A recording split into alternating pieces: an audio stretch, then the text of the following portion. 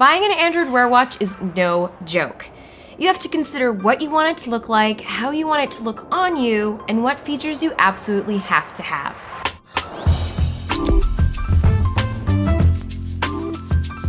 Most Android Wear watches are near identical in terms of software experience and hardware features.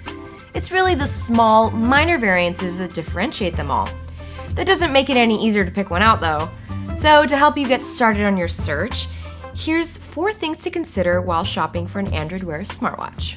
Number 1, does it look good on you? Before you put any money down on a watch, you'll want to take inventory of your options and consider the kind of aesthetic you're looking for and what you'd be comfortable wearing on a daily basis. If you prefer the modern stylings of our time, you might find the round-faced Moto 360 more to your liking. If you're looking for something classic, the LG Watch Urbane and G Watch R look just like watches you'd find at the department store. If you're the athletic type, Sony's sporty-looking smartwatch 3 features a polymer band that's made to sweat along with you. If none of the available watch bands match what you're into, there's good news! Most of the Android Wear watches support watch band swapping.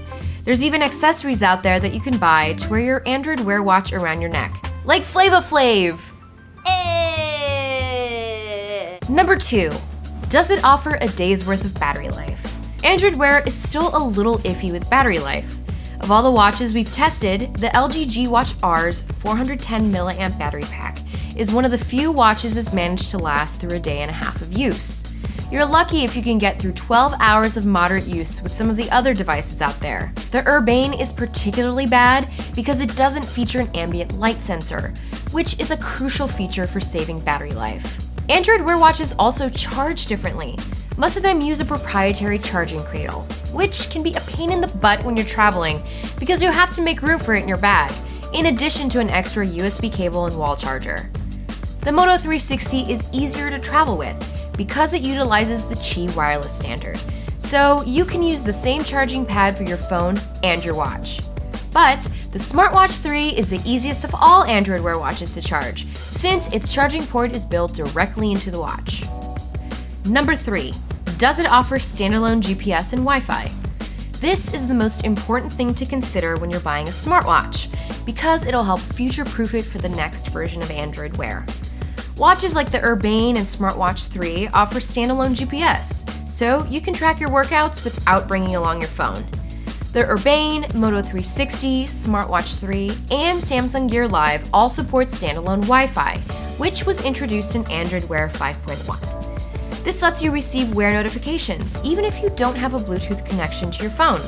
You just need to be connected to the same Wi-Fi network. Number 4, can you see it in the sunlight? You can still buy a few of the first-gen Android Wear smartwatches, but some, like the Samsung Gear Live, are absolutely abysmal in bright sunlight.